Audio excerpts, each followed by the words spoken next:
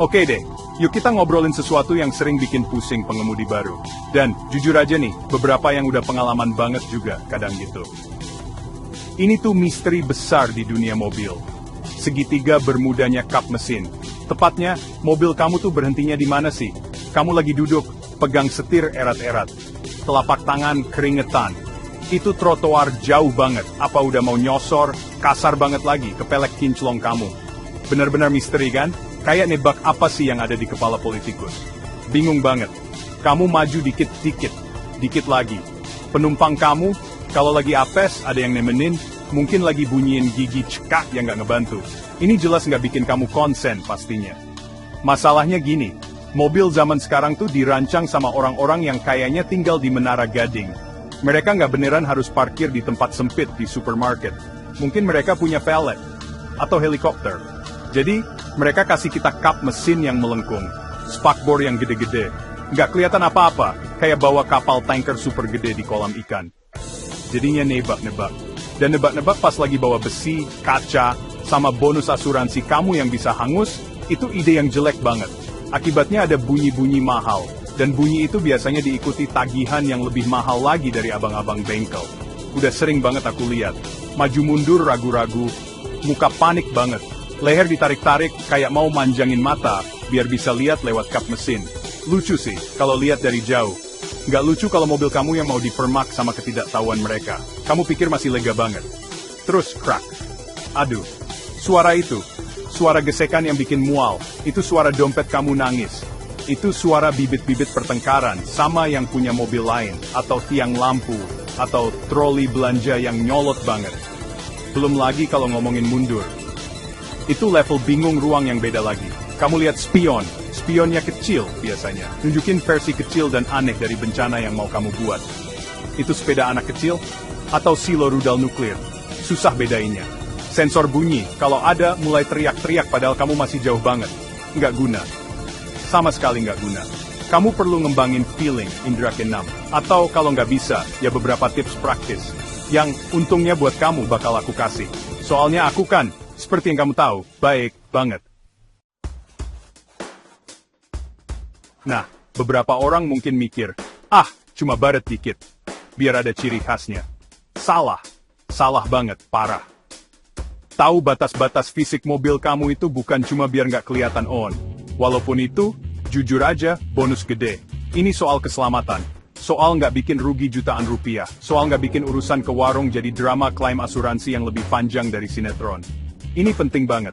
Lebih penting dari ingat ulang tahun sendiri, kata sebagian orang. Apalagi kalau lupa ulang tahun nggak bikin bodi mobil penyok. Coba deh pikirin. Jalan sempit, parkiran sempit. Gedung parkir bertingkat yang jahat itu kayaknya dirancang sama orang sadis yang benci mobil. Kalau kamu nggak tahu mobilmu mulai dari mana dan, yang lebih penting, berakhir di mana, kamu itu bahaya. Kamu sumber masalah. Kamu alasan orang ninggalin kertas sindiran di wiper. Kamu alasan premi asuransi naik.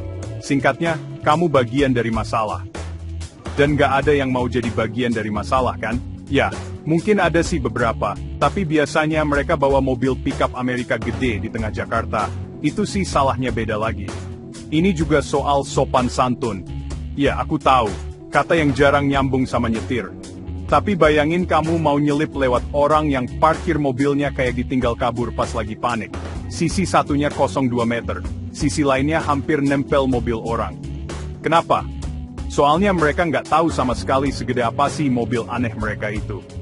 Tahu ukuran mobilmu, berarti kamu bisa parkir dengan mikirin orang lain. Kamu bisa lewat tempat sempit, tanpa bikin hidup orang lain susah. Kamu jadi pengemudi yang lihai, bukan yang ceroboh. Dan itu, teman-teman, cita-cita yang bagus. Dan jujur aja, ini juga buat ketenangan pikiranmu sendiri. Nyetir itu harusnya enak. Atau seenggaknya, bisalah ditahan. Bukan jadi perang terus-terusan lawan benda mati yang bikin tegang. Kalau tiap parkir rasanya kayak jinakin bom, berarti caramu salah. Tahu batas mobilmu itu ngilangin stres banget. Kamu bisa deketin celah sempit dengan pede, bukan dengan muka kayak orang mau dicabut giginya tanpa bius. Ini ngubah semua pengalaman nyetir. Percaya deh sama aku. Aku kan biasanya bener soal ginian. Oke, cukup nakut-nakutinnya. Gimana cara kita atasin wabah nggak bisa ngira-ngira jarak ini?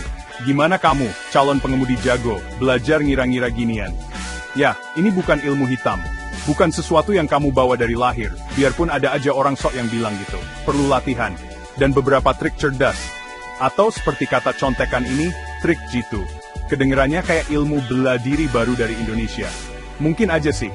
Terserahlah, caraku lebih simpel dan mungkin lebih manjur. Pertama, kamu butuh patokan.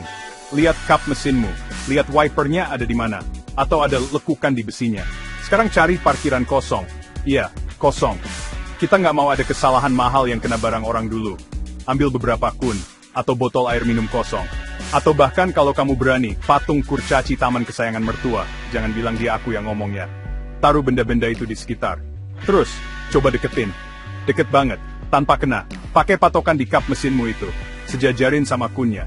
Keluar dari mobil. Sering-sering. Jalan keliling, lihat seberapa banyak sisa tempatmu. Kamu bakal kaget. Mungkin ngeri duluan. Tapi kamu bakal belajar. Tips keren lainnya, menurutku sih pakai trotoar. Cari trotoar yang lurus dan bagus.